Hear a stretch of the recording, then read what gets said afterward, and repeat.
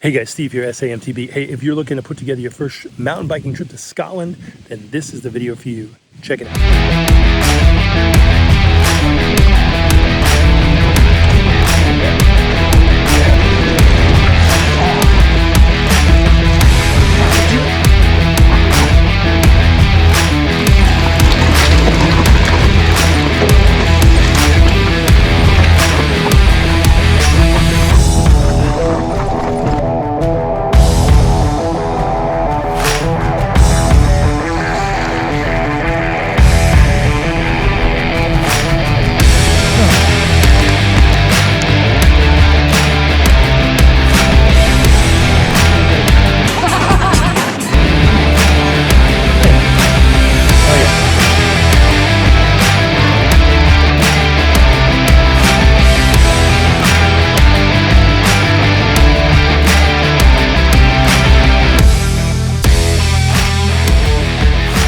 Hey guys, thanks for checking in today. This is Steve. Welcome to SAMTB, also known as Old Guy MTB.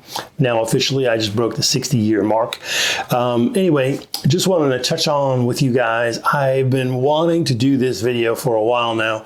If you're here today, that means you are planning a trip to Scotland, a mountain biking trip to be specific. And I've done 2 trips now to Scotland, and I kind of really struggled on the first trip to get all the pieces together and figure all these things out. I put together a bit of a list, kind of like a what you should do, where you should go-ish, thoughts and ideas for you guys to hopefully help you guys plan your trip out a little bit better than I was able to plan my trip out. So going to touch on a couple of things here. If you haven't done already, you can go over to my YouTube page, and which is SAMTB. I'm on YouTube. It's just pretty simple. It's Stephen Alexander, which is SA. And then the MTB, we all know what it stands for. Anyway, and check out a couple of videos I did from my trip. Those are more of the ride videos. They kind of get an idea of what those trails look like.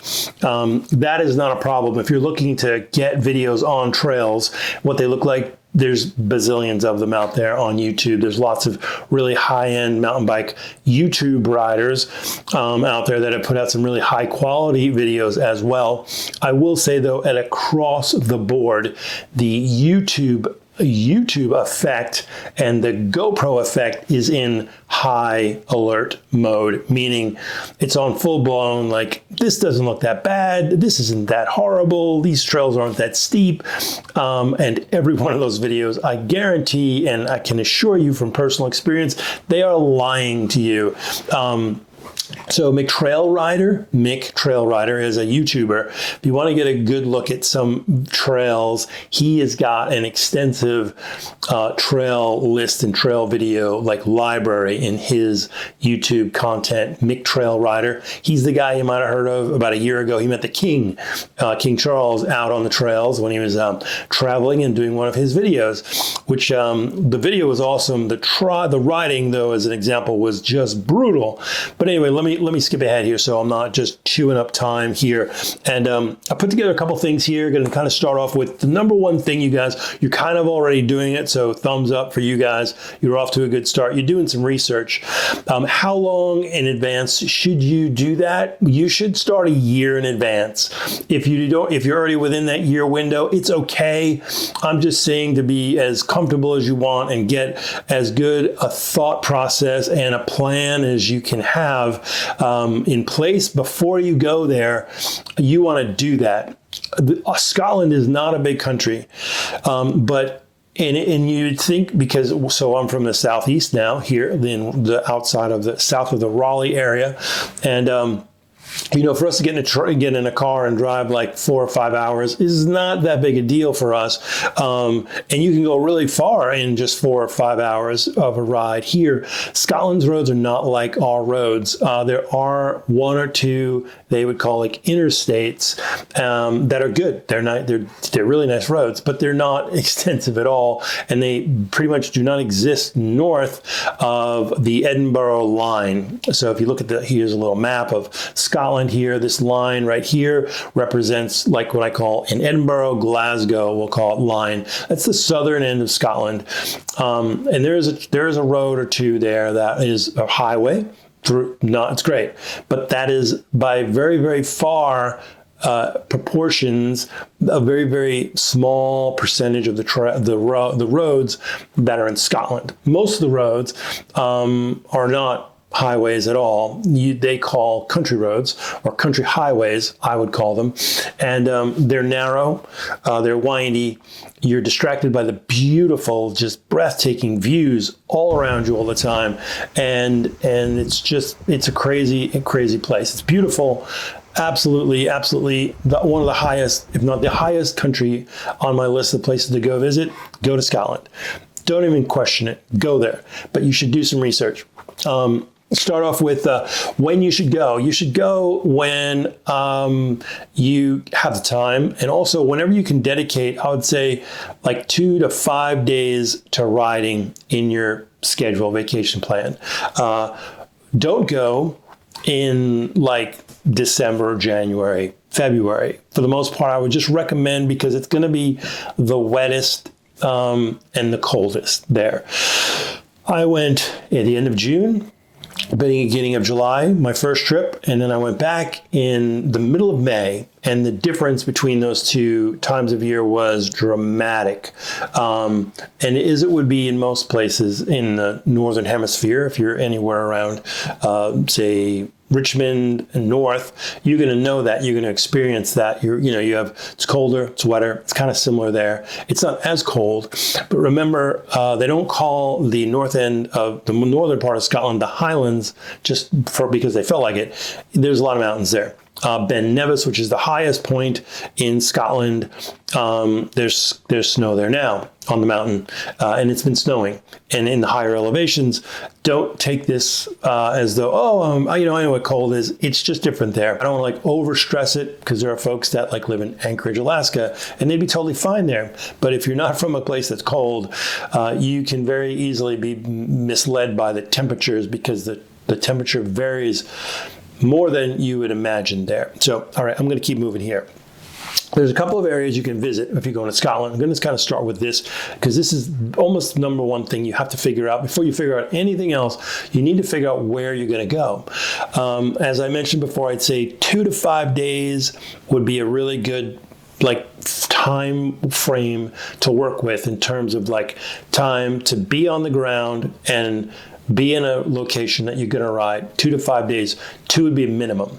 5 would be awesome. If you can do more and you got a summer, great. That's awesome. I'm just talking about the average person out there who doesn't have unlimited vacation and is going to do this as a big destination vacation or big destination ride for them. So there's a couple of different districts. I'm going to put a map up here for you guys to kind of get an idea. But and I'll tell you where I rode, because I didn't ride everywhere, but I rode and I know of these two places the best. Okay, and the number one, because I rode there and I was absolutely blown away with it, is what they call the Border District. It's part of the southern borders between Scotland and England.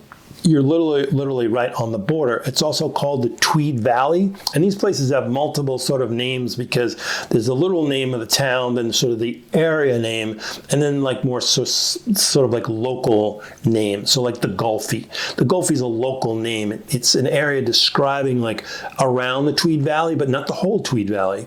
Places between Peebles and Innerleithen. Remember those two names if you're looking for some of the best riding in all of Scotland. And you don't want to have to go far from, say, Edinburgh. You want to stay in Edinburgh. It's beautiful city, very cool. Lots of great places to stay. Great places to eat. And then within an hour drive south, you are in both Peebles and Innerleithen, and this is part of the Tweed Valley, or the border areas. I rode there. The trails are incredible. I would say if you are a beginner, I should have started with this, guys, but if you're a beginner rider, don't go to Scotland to mountain bike on vacation. I'm not trying to dissuade you. I'm trying to save your life. I went there and almost lost my life. I'm not joking. These trails were for real. An example, go on YouTube and check out New York, New York. It's within Innerleithen. Innerleithen divides, the town itself divides these two mountain sort of ranges or areas. And one's to the north and one's to the south of it. And this one in particular is on the north side of the town. You pedal right out of the town. The Innerleithen bike shop is right there in town. You can go there. There's a couple of bike shops. I'm not going to mention them all. I'm just telling you what I used. And you can pedal up. And yeah, the very first trail I rode all the way up to the very top, and I rode New York. It just about killed me. It was a tough trail. You look at all of the videos; they don't look that bad. This is not that bad. I can do this. This is not. They're lying. Is what they're doing. They're lying to you. So. Anyway, so figure out where you want to go. A couple of this, here we go. Here's the map. So you have the border district, which is the Gulfy, Tweed Valley I mentioned. Number 2, on the west coast-ish, you have Fort William. Fort William is at Ben Nevis. Ben Nevis, as I mentioned before, is the highest point in all of Scotland, and there's shuttle service there. It's pretty freaking awesome. There is at the base of the Fort William downhill trails and race course, there's a commensal, however you want to pronounce it, depends where you're from. I can't say it right. Bike shop. It's pretty awesome. Like, they've got a really cool bike shop. I got some swag there. It's kind of cool. You can rent bikes straight from there. Plus, just to the west, like within the downhill section, but just off to the west, or just off to the, if you're looking up the mountain to the right side, there are endless trails that they don't even mention. Nobody ever mentions them because they have the downhill track there, so everyone wants to do that and die on it. Don't die there. Go over to the right and ride those trails. They're just as much fun, and you won't die, which is a bonus. So there you go. 3, Inverness. Inverness is the north, and I'm going to call them north of the bulkhead of Scotland. It's hard to describe. Here's the map again. Here it is up here. Awesome, gnarly, gritty, amazing trails, loamy trails, wet. Have I mentioned it's always wet in Scotland? It is. And then Aberdeen is on the east coast, northeast. And so between Aberdeen and Abernathy, which is just a little bit to the west of that, there's a region. Again, it's just an area that have some just outstanding bike trails. And I will say this, the bike trail centers are better than they are here in the States. They're more established. It's more of like an event, a place you're going, than just this random thing. So that's a plus. So there's more. There's way more than that. But these are the very broad strokes of Scotland's mountain biking regions. There's more than that, like I said, but it's a good place to start. So I would mention this at the very beginning as you're planning out your trip here. And like I said, research is really key before you go out and go to Scotland. Before you ever get on a plane, I'm going to mention a couple of things about how to travel, maybe what you should do and all that. But just remember, just think about this. You might want to consider hiring or booking either some lessons or a guide.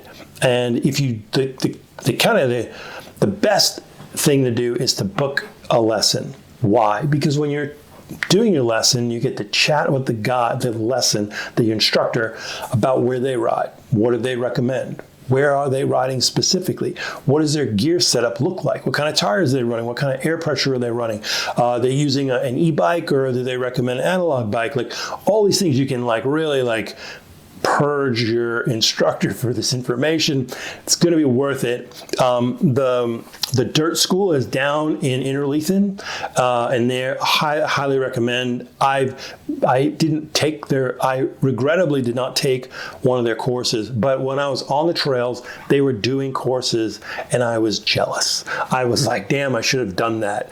In particular, and this might sound weird, but I stopped in this one section, and there were a bunch of girls down there, and when I was riding, I was so terrified of the trails that I was on, I didn't pay any attention. But when I went back and edited, I realized that this was a dirt camp school. They were doing dirt school, that's what they call it, and I was in the middle of it. And these girls are riding way better than I was, and I don't know what their level was before, but I just recommend check it out. Check them out. It's like $100 for 3 hours, I think.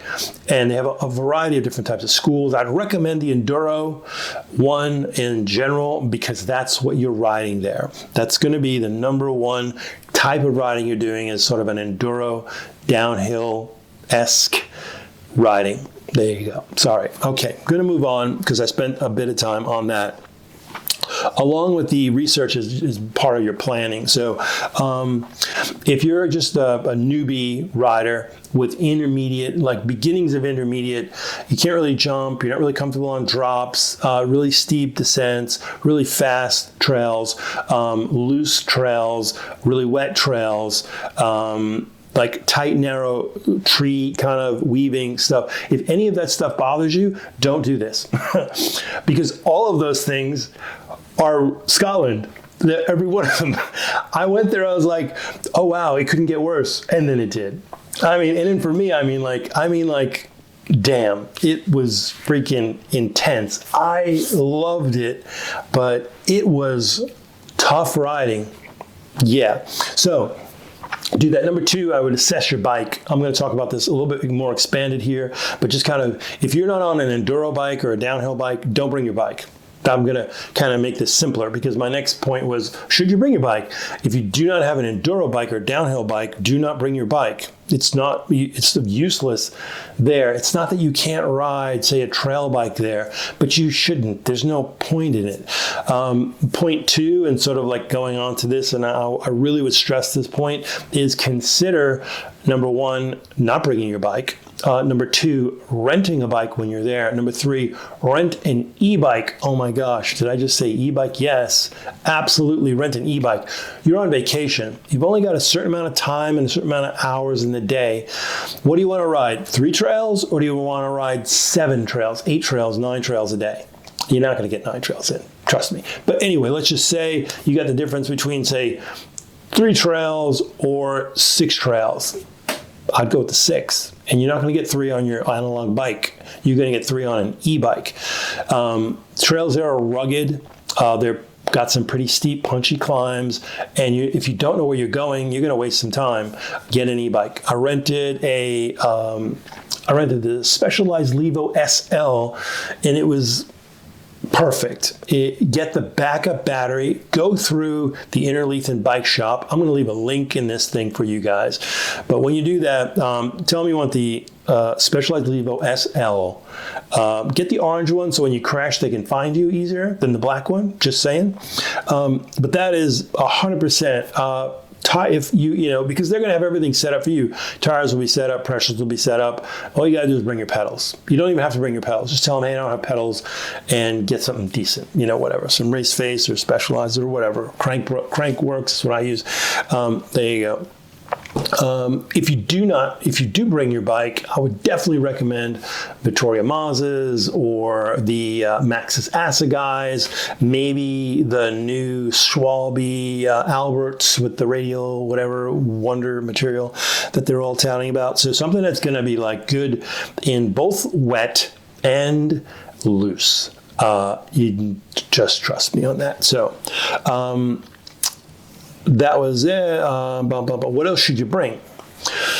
Well, kind of a couple of thoughts. So I bring your helmet, bring your knee pads, and then bring your Hydra pack, a backpack with stuff, or a waist pack, Hydra waist pack. Bring lots of gels, sustenance with you, snacks and stuff, lots of stuff to fuel you up. The weather there is really, really variable. So I'd overpack a little bit on what you're going to wear. You want to layer up, maybe a short sleeve jersey, then a long sleeve jersey, and then maybe some type of a hard shell, like rain type thing. It rains there all the time. And if you talk to folks from Scotland about the weather, they don't mention the rain. I mean, if they're used to dealing with tourists, maybe they're keen in on that. But when you're there, it doesn't change their attitude. Their day isn't ruined because it's raining. It's just another day in Scotland. So when you go there, especially if you're from someplace like here, we have 310 days of sunshine a year. If it's not sunny here, it's weird. For like 3 or 4 days, you start to worry like, hey, is the world over? We're there. That would be odd to have 3 or 4 days of sunshine in a row. It's just not. All those pictures you see of all the beautiful landscape shots, that's all done in like the 1 day a year. They must all go out on the 1 day and say, oh, it's going to be sunny. Let's get our photography done for our tourist campaign for the year so it looks nice. Because otherwise it's rainy all the time. So There you go. There are a whole host of other things to consider I'm going to hit on right now. And these are things that are going to really make or break your trip. You need to consider these when you're traveling, especially if you do decide to bring your bike. So let's start with this. The airfare. Go through Costco. I'm going to just tell you, I'm not endorsed. This is a totally unendorsed video. I wish it was, but it's not. But I'm going to tell you, go through Costco. You're going to get the best deal you can possibly get. You'll get your airfare, hotels, car rentals, maybe meals, all that stuff in there. Great. And it's going to be less than it would be just for your airfare. Just trust me on this. If you don't have a Costco membership, go get one. You should have it because it's freaking amazing. Even if you buy milk, eggs, and gas for the year, it's going to be worth the anyway. This is a travel guide trying to help you guys out a little bit. Costco travel is freaking awesome. So number 2, I would say driving there. Everything that you do from an American's driving standpoint in Scotland is wrong if you have to react to anything. Your reactions are totally wrong. You're looking the wrong direction. You're driving on the wrong side of the road. You're hitting curbs. I did really good. 2 trips there. I rubbed a curb one time. But I did that because my wife and daughter, when they came with me, were doing their own thing. They were chatting away, having a good time, and I was driving focused in on what was going on in front of me on the road. It's tough driving there. I maybe went on a little bit too much about this, but I'm trying to save you like some pain. And you get a car there, they're small. You're going to have to think about a bike. Is going to fit inside with your luggage, or you're going to need a bike rack also. It's kind of all going to the same thing of like, unless you're going to Scotland for like, say, a month, renting a house somewhere, and you've got like oodles of cash just like flowing out of your butt, then you're not going to have a big truck with bike racks and everything. So just rent the bike, okay? No, I think I've gone on enough about that. But I would definitely say take your time. Drive, chill, take your time, and get out of the city as quick as possible. So, suggestions for you guys. Here's what I like. I'm going to just give you what I like. I normally like someone to kind of give me a little bit more direction, not quite as broad. I've tried to give you guys as broad recommendations as I possibly could so far. But here's what I would recommend. If you're going to go, I'd recommend you book a trip that's going to allow you to ride for 2 to say 4 or 5 days. You're going to be happy with that. Like you're going to come away from that and be like, wow, that was freaking awesome. I want to go back. For sure, you're going to want to go back, but you're going to feel like, wow, I got some great riding in, got some great memories. Maybe if you're a YouTuber or whatever, you got some great footage, a great time with friends, family, and you've been able to kind of experience the place a little bit too. Because for me, that's a big thing for me, is getting to experience where I'm going a little bit. So, Scotland for me was just epic. So here's what I would recommend you do. I'm going to recommend one of, say, 2 places of the 4 areas I mentioned for you to go, because for me they offer the most bang for your buck and the best experience for a first-time visit to Scotland. You're going to want to go back, but let's just say you've got France and Italy and Switzerland and Germany and all these other places, let's say Spain on your list, and this is one of the ones you want to go to. So let's just hit this up. Number 1, I'd recommend top a bunch above all else. I'd probably recommend Peebles, Innerleithen, or what I mentioned is called the Tweed Valley. Why? Number 1, it's not just a single destination. There are multiple trailheads and like mountains around the area that you can ride. There's other things to do there besides just ride though. So there's great villages there. Both Innerleithen and Peebles are cool little towns, great coffee shops, bakeries. They've got everything that you would want there, and it's just beautiful. And you're not in a city. You're outside of a busy city. I'm not going to say it's not touristy, but it's not touristy like you're going to Edinburgh, per se. or Glasgow. Even Glasgow is not really touristy. You don't want to go to Glasgow. Never mind. But it's just not. It's a chill kind of place with a great vibe where everyone kind of is cool with you riding your bike and down the road, because probably half of the population at least owns mountain bikes and rides there. So you're welcome there, is what I mean. The second place would be Fort William. Now, the only reason I don't put Fort William before Innerleithen is simply the skill level and sort of the crowd. It is more touristy, meaning there are people there just to take the gondolas up, just to go hike up to these points and then look out. It's beautiful. It's absolutely stunning up there. And it's just different, though. I loved it out there, but I would definitely still put Innerleithen, Tweed Valley above Fort William for me personally. Now, if you've been there before and you don't agree, then please, by all means, leave comments below, but leave some detail for folks so they know what else to do there and why else to do, because that would be one of the things that elevated the Tweed Valley over Fort William. Tweed Valley blows Fort William away. That's would be my suggestions. When you get there, rent a little house, rent it, Verbo, Airbnb, whatever, and just chill there, chill out. There's tons of stuff to do there. You just like to walk, nature, photography, food there is awesome. Get over to Peebles, drive around the area after that. It's endless. Do your research. You're going to love the place. There's no question about it. But just be prepared for wet weather. It's going to rain. Guarantee it's just going to rain. If it doesn't rain, you're really lucky, and let me know if it doesn't rain at all when you go, because I want to go back with you. Because when I was there, it had poured rain the night before. The day I rode was just cool, a little overcast. This is kind of, you can't really tell on this thing here, going here. It was, you get little bits of sunshine would pop through, like here. Ooh, I got some sunshine for a minute, but then there was this. This is like you're in the dark woods. It's wet. It's super slick. It's crazy steep. I was about to crash there, and this is it though. I mean, this is what you're looking at, this super steep, crazy steep. That's what it really looks like. That's what it really looks like that, vertical half the time. You're on vertical, wet, slippy trails and rocks and this weird pumicey mud stuff. But you're going to love it. Anyway, thank you guys for watching today. I hope I made some sense here. What I'm going to do for you guys is look in the description. I'm going to leave a list of things to do, places to stay, what you should, again, kind of recommendations. Hope this helps somewhat. And check out some more of the videos. Like I said, most of the time, this is a little bit out of format for me, but I've done this a couple times now, and I just want to try and help you guys, save you some steps, and hope you have a better trip than my first trip by just doing these couple of things that I mentioned here. You guys have a great day. I'll talk to you soon.